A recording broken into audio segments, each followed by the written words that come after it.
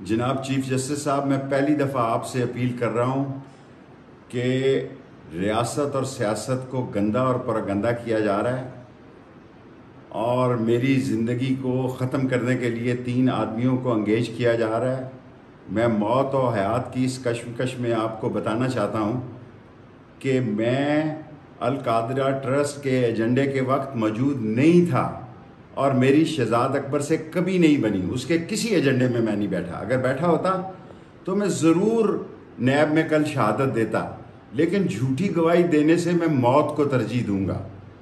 اور آج میں آپ کو بتانا چاہتا ہوں جناب چیف جسٹس صاحب، 30 ہزار روپے کے ملازمین کو اٹھا کے نامعلوم جگہوں پہ لے جایا جا رہا ہے، ہمارے گھروں کو توڑا جا رہا ہے۔ میری ماں کو مرے 30 سال ہو گئے ہیں، اس کے گھر کو بھی توڑ پھوڑ دیا ہے۔ رات 70-80 لوگ رینجر سفید کپڑوں میں اور پولیس، جس ایس ایچ او کو رات ہی لگایا گیا ہے کہ اس نے F7 کے گھر میں نہ صرف توڑ پھوڑ کی بلکہ گاڑیاں بھی لے گئے اور سامان بھی لے گئے۔ اب بتائیں، اس ملک میں اگر آئین اور قانون کی حکومت نہیں ہوگی تو پھر پاکستان میں ایک عام شہری کس طرح زندگی گزارے گا؟ میں 16 دفعہ وزیر رہا ہوں چیف جسٹس صاحب، اور خانہ کعبہ کی چھت پر میں نماز پڑھنے والے 6 مسلمانوں میں شامل ہوں۔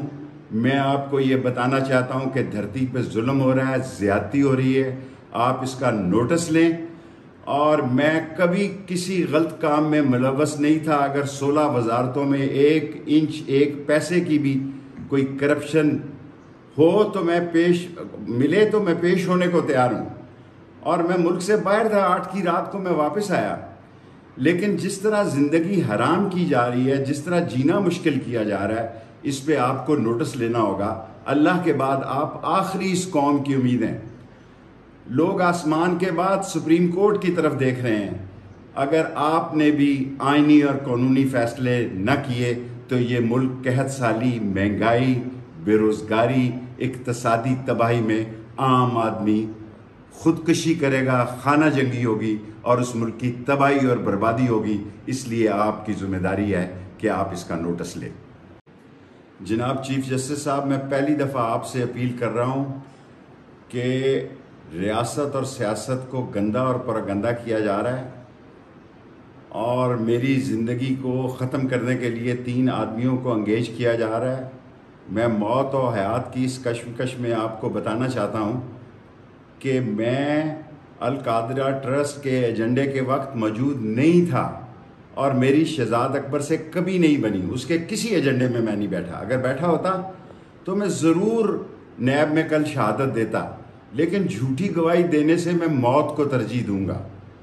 اور آج میں آپ کو بتانا چاہتا ہوں جناب چیف جسٹس صاحب، 30 ہزار روپے کے ملازمین کو اٹھا کے نامعلوم جگہوں پہ لے جایا جا رہا ہے، ہمارے گھروں کو توڑا جا رہا ہے۔ میری ماں کو مرے 30 سال ہو گئے ہیں، اس کے گھر کو بھی توڑ پھوڑ دیا ہے۔ رات 70-80 لوگ رینجر سفید کپڑوں میں اور پولیس، جس ایس ایچ او کو رات ہی لگایا گیا ہے کہ اس نے F7 کے گھر میں نہ صرف توڑ پھوڑ کی بلکہ گاڑیاں بھی لے گئے اور سامان بھی لے گئے۔ اب بتائیں، اس ملک میں اگر آئین اور قانون کی حکومت نہیں ہوگی تو پھر پاکستان میں ایک عام شہری کس طرح زندگی گزارے گا؟ میں 16 دفعہ وزیر رہا ہوں چیف جسٹس صاحب، اور خانہ کعبہ کی چھت پر میں نماز پڑھنے والے 6 مسلمانوں میں شامل ہوں۔ میں آپ کو یہ بتانا چاہتا ہوں کہ دھرتی پہ ظلم ہو رہا ہے، زیادتی ہو رہی ہے، آپ اس کا نوٹس لیں۔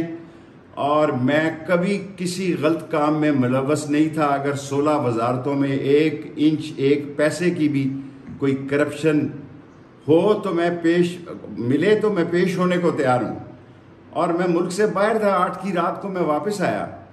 لیکن جس طرح زندگی حرام کی جا رہی ہے، جس طرح جینا مشکل کیا جا رہا ہے، اس پہ آپ کو نوٹس لینا ہوگا۔ اللہ کے بعد آپ آخری اس قوم کی امید ہیں۔ لوگ آسمان کے بعد سپریم کورٹ کی طرف دیکھ رہے ہیں۔ اگر آپ نے بھی آئینی اور قانونی فیصلے نہ کیے تو یہ ملک قحط سالی، مہنگائی، بے روزگاری، اقتصادی تباہی میں عام آدمی خودکشی کرے گا، خانہ جنگی ہوگی اور اس ملک کی تباہی اور بربادی ہوگی۔ اس لیے آپ کی ذمہ داری ہے کہ آپ اس کا نوٹس لیں۔